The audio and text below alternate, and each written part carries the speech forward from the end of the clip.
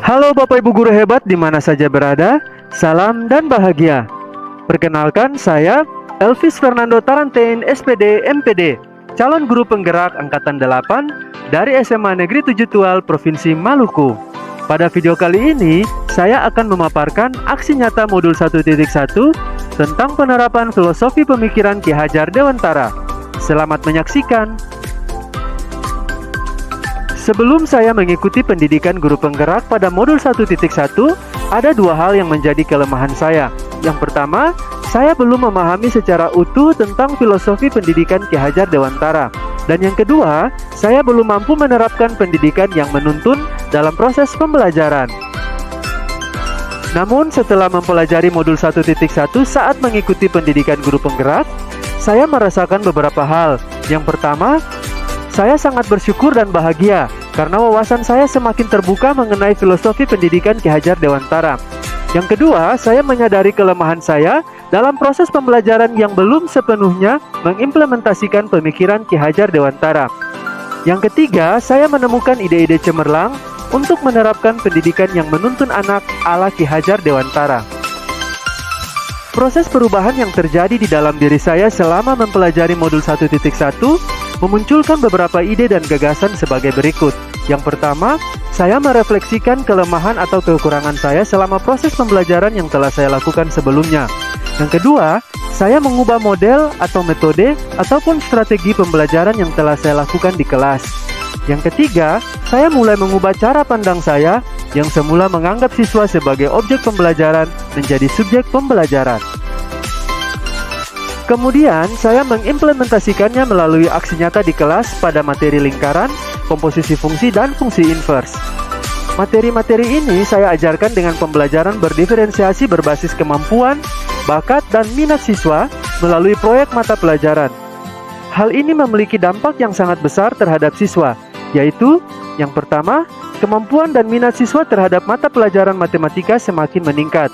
Yang kedua, bakat dan minat siswa juga pada bidang lain dapat tersalurkan. Dan yang ketiga, kolaborasi antar siswa dalam pembelajaran semakin meningkat. Pada tahap persiapan, hal yang pertama saya lakukan adalah berkonsultasi dengan kepala sekolah tentang aksi nyata yang akan saya terapkan di kelas. Selanjutnya, saya mendiskusikan rancangan pembelajaran bersama dua rekan sejawat saya yang mengampu mata pelajaran PJOK dan Prakarya.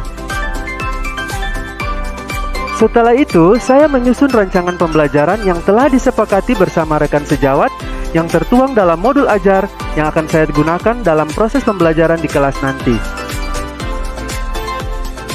Mengawali aksi nyata ini, saya juga turut membangun pembiasaan atau budaya sekolah berupa 3S, senyum, sapa, dan salam yang dilakukan di luar kelas setelah apel pagi sebelum masuk di kelas.